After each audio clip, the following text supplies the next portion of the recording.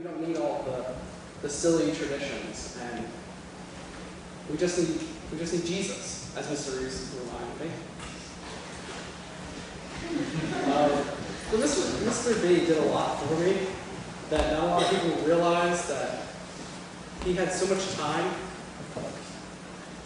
but I didn't think he had like that much time because of all the things he did for me.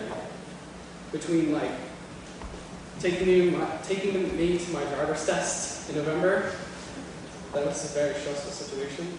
He used to take me to basketball games, and he picked me up from prom at Lower one night. It was like at 5 o'clock in the morning. He drove me all the way home and didn't ask anything in return, which is really cool. Pretty much whenever I needed a ride somewhere, if my moped was broken down, or before I even got my moped license and all that, before I got my regular driver's license. And I don't know if anybody mentioned Bible quiz, but he was really devoted with the Bible quiz team. And we used to have Saturday practices. Most of you probably don't even know what Bible quiz is. It's just an awesome competition where you memorize scripture. One of my favorite things to do. Amber, I know you're in there. This is Hope. Hello. My captain, co-captain, and my teacher up there. But yeah. Mr. Burket would come to the school on Saturdays, and we do Bible quiz practice, which was like amazing. To give up your Saturday to do Bible quizzes. Like, it was awesome. And in turn, it really benefited me, because I pretty much memorized the whole book of John in all that time. I don't know if I'm talking too much, but Mr. Burket saw a need for a guys group also. I remember we just did a guys group where we would talk about the daily struggles in a guy's life and everything. And that really, really spoke out to me, and I took it into consideration. I knew that the girls had a girls group with Lighthouse and stuff, so that really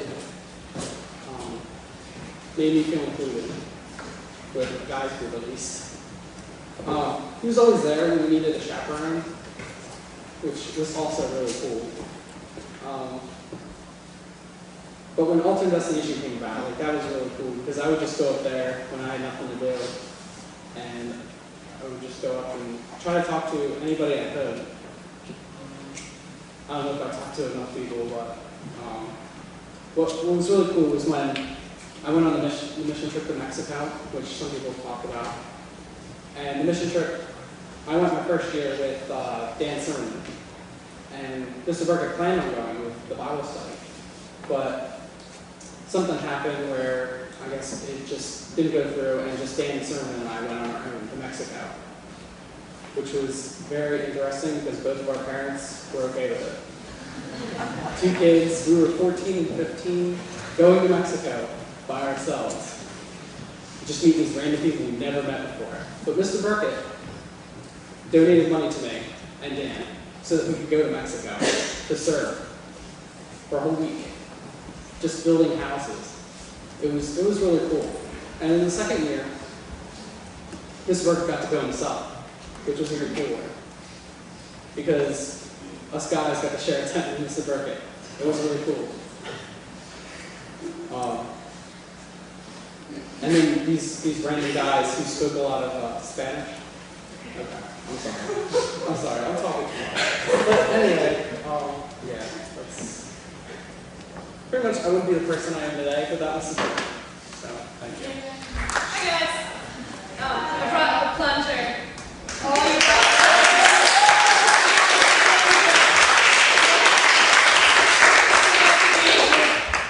don't know about the Bible study. This is our mascot. So, yeah, I'll keep this over here. Hi. So, this is really weird. He told me a few years ago that he was already preparing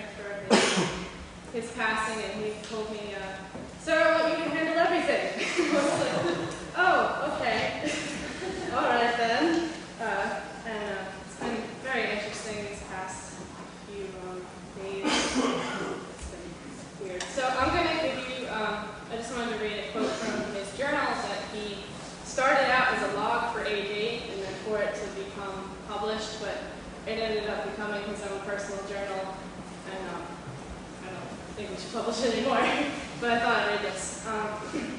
This is pertaining to his beliefs about kids. The ultimate need for these kids is Jesus Christ. Only He can give purpose, true love, inner satisfaction, joy, and hope.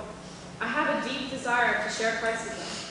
I believe Christ also commands us to love these kids, right where they're at. So many adults just put up with them, and some actually hate them. But all people need love. It's the greatest commandment. And that is what God commands us to do. Which I thought that was awesome.